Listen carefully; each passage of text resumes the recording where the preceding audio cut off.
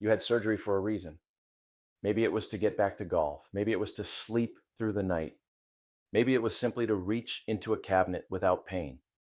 But here's the question many people never ask. What if the biggest threat to that outcome is not one dramatic setback, but the small decisions you make every day?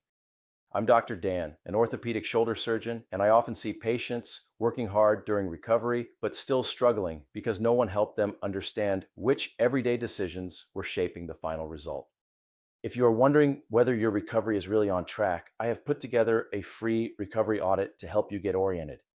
Most people assume recovery follows a straight line. The surgery is finished, the shoulder heals, physical therapy progresses, eventually life returns to normal. But recovery rarely works that neatly. It is built through ordinary moments. Getting dressed, opening a heavy door, carrying groceries, sleeping on the shoulder, reaching into the back seat. Each choice feels small, but repeated over time, those choices can either protect your progress or quietly work against it.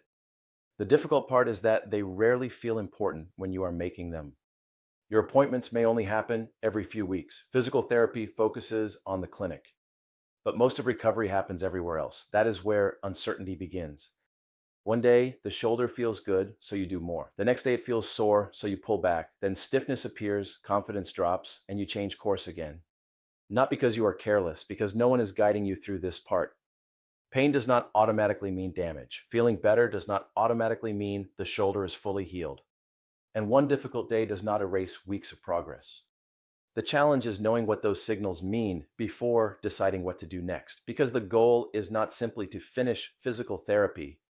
It is to return to the life that made surgery worth doing.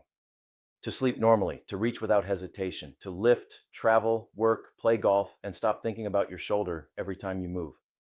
That outcome is not determined by one perfect day. It is shaped by consistent decisions over time. For a deeper look at the mistakes that can quietly interfere with recovery, watch Mastering Rotator Cuff Recovery by Avoiding 5 Mistakes. And if you are looking for a structured way to think through the decisions between appointments, that is what the shoulder recovery method was designed to provide. Thanks for watching, and I'll see you next week.